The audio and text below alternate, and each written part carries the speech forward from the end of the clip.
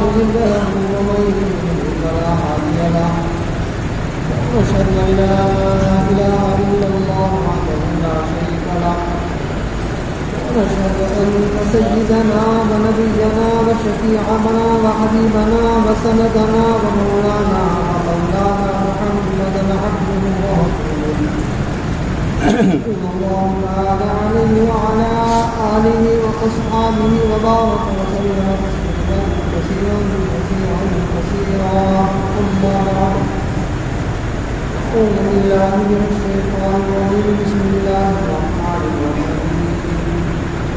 يا أيها الذين آمنوا اتقوا الله حق تقاته ولا تموتن إلا وأنتم مسلمون وقال النبي صلى الله عليه وسلم وآتوا كل ذي حقه أو كما قال عليه الصلاة والسلام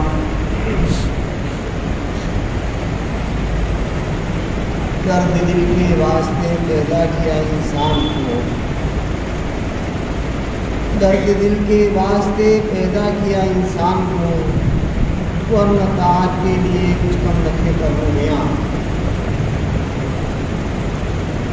قابل صدر احترام حضرت عبد مولانا خالد صاحب اور یہاں پر تشریف فرما مسلیان حضرات، شہر کے معززین حضرات، میری بڑی خوش قسمتی ہے کہ اس گنہگار کو مجھے کہنے کا موقع عنایت فرمایا، پروردگار عالم مجھے بھی کہنے کی اور اس پر عمل کرنے کی، اسی طرح آپ حضرات کو سننے کی اور اس پر عمل کرنے کی توفیق اور جامع عطا فرمائے۔ ابھی مولانا نے کہا کہ انسان وہ انسانیت ہونا چاہیے، یعنی انسان کے اندر انسانیت آنی چاہیے۔ حضرت تھانوی علیہ الرحمٰن نے اپنے منقولات میں لکھا ہے کہ نمازی بننا آسان، متقی بننا آسان، حاجی بننا آسان، دوسرے اعمال کرنا آسان، لیکن انسان بننا مشکل۔ انسان کس کو کہتے ہیں؟ انسان یہ لفظ انس سے بنا ہے۔ انسان کے اندر محبت ہو، مودت ہو، تعلق ہو، یعنی اس انسان کے اندر انسانیت ہو، انسان کو موجود ہے۔ اس کی آنکھیں، اس کا پورا بدن، اس کی ناک، اس کی زبان، اس کے ہاتھ، اس کے پاؤں، اس کا دل، اس کا دماغ، یہ انسان کی طرح تو ہے، لیکن انسانیت کی جو چیزیں ہوا کرتی ہیں وہ انسانیت کی چیزیں ہماری دنیا سے نکلی جا رہی ہیں۔ تو حضرت تھانوی علیہ الرحمٰن نے جو لکھا ہے کہ سب کچھ بننا آسان ہے لیکن انسان بننا مشکل ہے۔ حضرت تھانوی رحمۃ اللہ علیہ کی خانقاہ میں جو بھی شخص آتا تھا تو وہ آنے کے بعد انسان بن کر کے جاتا تھا۔ اب بتاؤں آپ سے ایک انسانیت کا چھوٹا سا واقعہ۔ حضرت تھانوی علیہ الرحمٰن کے پاس ایک شخص آیا اور آنے کے بعد حضرت کو بڑے غور سے دیکھنے لگا۔ حضرت لکھتے رہے اور اس کی طرف نظر اٹھا کر بار بار دیکھتے رہے کہ مجھے دیکھتا رہا۔ کافی دیر ہو گئی اس کو دیکھتے دیکھتے دیکھتے دیکھتے جب وہ دیکھ چکا، ہوتا بھی ہے ایسا کہ بزرگان دین کو، اللہ والوں کو انسان اور لوگ خود دیکھتے ہیں کہ بھائی ان کی زیارت کرنا بھی اچھا ہوتا ہے، جو نیک لوگ ہوتے ہیں، اللہ کے نیک بندے ہوتے ہیں۔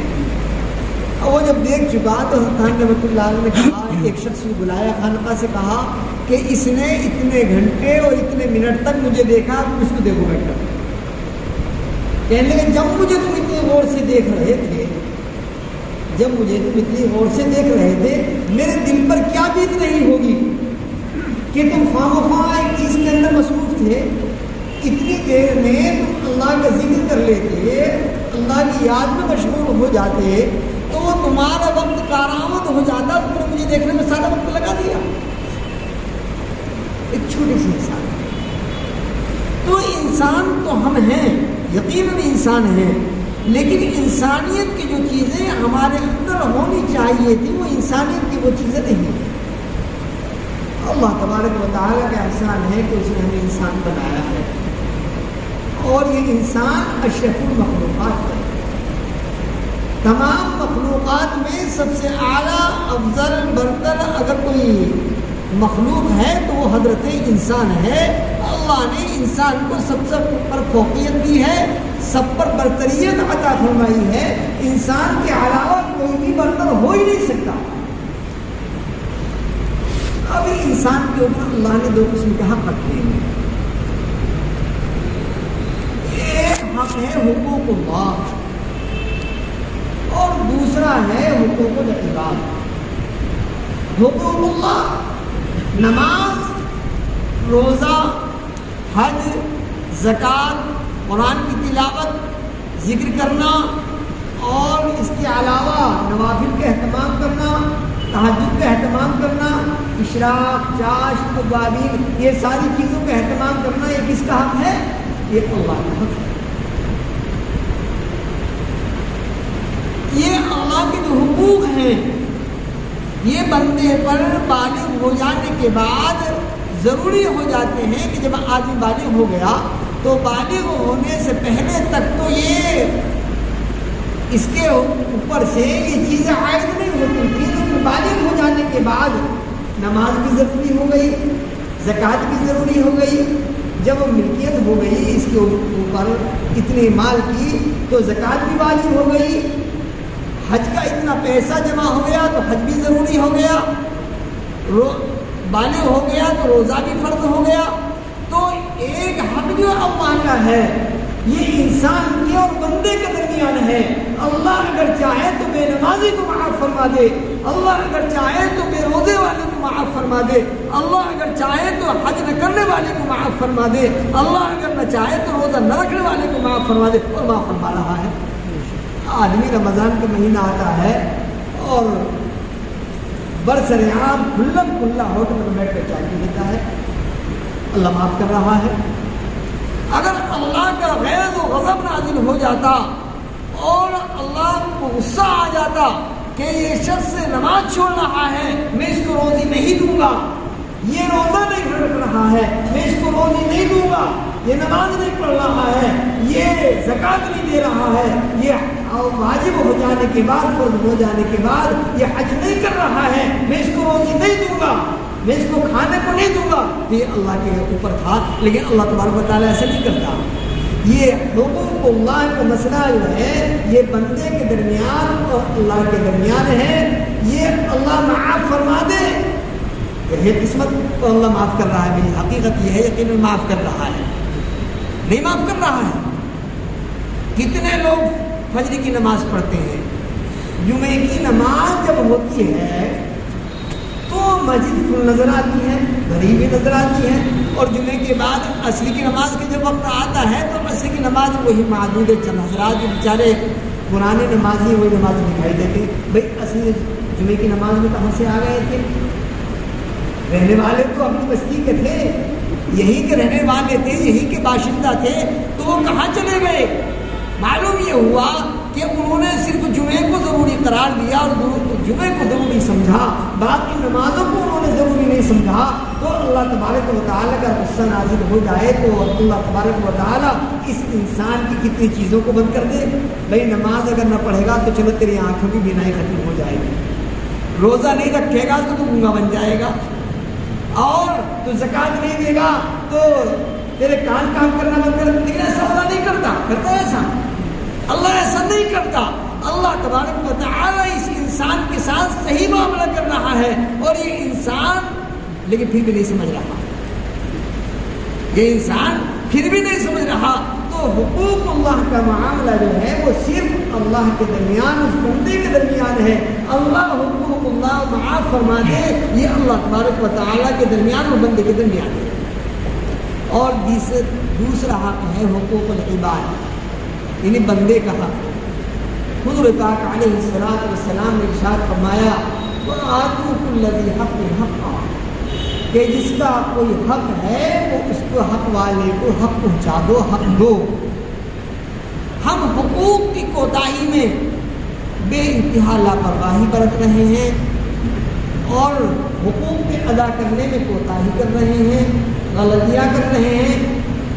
ماں باپ کا حق اولاد پر کیا ہے، اولاد کا حق ماں باپ پر کیا ہے، بیوی کا حق شوہر پر کیا ہے، شوہر کا حق بیوی کے اوپر کیا ہے، اور اسی طریقے سے پڑوسی کا حق پڑوسی کے اوپر کیا ہے، بچوں کا حق کیا ہے، اور اسی طرح مہمان کا حق کیا ہے، یہاں تک کہ امام کا حق کیا ہے اور امام کے اوپر مقتدیوں کا حق کیا ہے.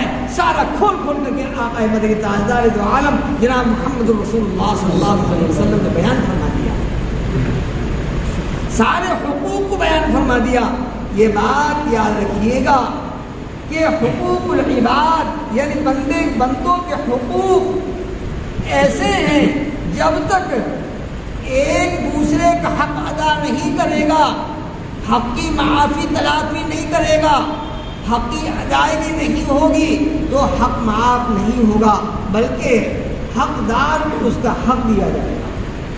حدیث پاک سنتے چلے آئے ہیں ہم لوگ کہ سینگ والی بکری نے، بکری بے زبان جانور ہے جانتے نہیں بھی، سینگ والی بکری نے اگر بے سینگ والی بکری کو مارا ہوگا تو اس سے پوچھا جائے گا ہم نے تجھے اتنی بڑی نعمت دی تھی، سینگ دیے تھے، تو تو نے اس کے ساتھ کیا حق ادا کیا؟ اور یہ انسان ہے، یہ انسان اولاد ماں باپ کا حق ادا نہیں کرتی، ماں باپ اولاد کا حق ادا نہیں کرتے، بیوی شوہر کا حق ادا نہیں کرتی اور شوہر بیوی کا حق ادا نہیں کرتا، پڑوسی پڑوسی کا حق ادا نہیں کرتا، شاگرد استاد کا حق ادا نہیں کرتا اور استاد شاگرد کا حق ادا نہیں کرتا، پڑوسی پڑوسی کے ساتھ برسر پیکار ہے.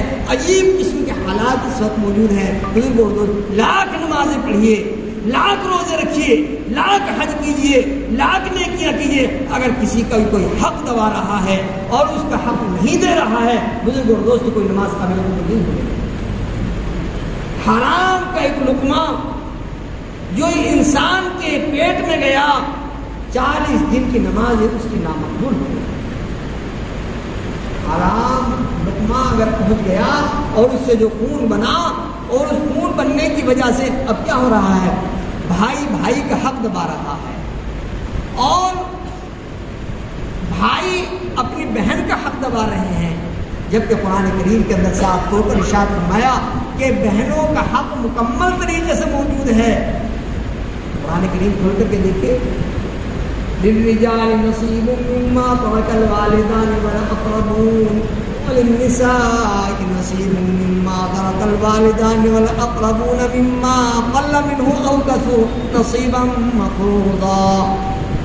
اللہ نے فرمایا کہ مردوں کا حق بھی ہے مال میراث کے اندر اور عورتوں کا حق بھی ہے، سب کو حق دیا جا رہا ہے، لیکن بہنوں کا حق مارا جا رہا ہے، بہنوں کا حق نہیں دیا جاتا. ہمارے معاشرے کے اندر ہمارے یہاں بہنوں کو حق نہیں دیا جاتا. ایک بہن ہے اس کو کتنا ملے گا؟ شریعت نے بتایا. 2 بہنیں ہیں یا 2 سے زیادہ بہنیں ہیں 2 ثلث ملے گا. کیسے کیسے ملے گا؟ اس کا حصہ متعین فرمایا کہ للذکر مثل حظ الانثیین کے اعتبار سے، یعنی لڑکے کو ڈبل ملتا ہے اور لڑکی کو 1 حصہ ملتا ہے. تو یہ ایک اصول کے تحت فرمایا. اسے شریعت اسلامیہ کی روشنی میں اور قرآن و حدیث کی روشنی میں 2 چیزوں کو یاد رکھیے. ایک چیز تو یہ ہے جس کا کوئی حق کسی کے اوپر ہے اس کا حق ادا کرے، جس کا کوئی حق کسی کے اوپر ہے اس کا حق ادا کرے. اور دوسری چیز یہ ہے کہ حق اگر ہے تو حق کو معاف کرے. پہلی چیز تو یہ ہے کہ حق ادا کرے. پوری زندگی گزر جاتی ہے، شوہر اپنی بیوی کا مہر ادا نہیں کرتا. مہر جو باندھا گیا تھا ایک بہت بڑے مجمع کے سامنے، پوری زندگی گزر گئی اور مر گیا، چلا گیا. بعد میں عورتیں پوچھتی ہیں کہ مہر دیا تھا نہیں دیا تھا. تو عورتوں سے وہ کہتی ہے نہیں تو مجھے دیا نہیں تھا کہ چل معاف کرا لے ذرا. اب جنازہ رکھا ہوا ہے سامنے اور جنازے کے پاس آ کر وہ بیوہ جس کے شوہر یہاں جس کا جنازہ رکھا ہوا ہے وہ کہتی ہے مجھے معاف کر دو مجھے معاف کر دو. ایسے کیسے ہوتا ہے؟ ایسے ہی اگر بیوی کا انتقال ہو گیا تو شوہر سے کہلوایا جاتا ہے. ایک جہالت کی ایک بات ہے. تو اس طرح معاف کرنے سے کوئی معاف نہیں ہوتا، بلکہ یوں فرمایا کہ اگر شوہر کا انتقال ہو جائے اور شوہر نے اپنی بیوی کا مہر ادا نہیں کیا تو ایک قرض تھا اور قرض کا چکانا ضروری تھا. اس لیے ضروری ہے کہ شوہر کی میراث میں سے اس کا مہر ادا کیا جائے.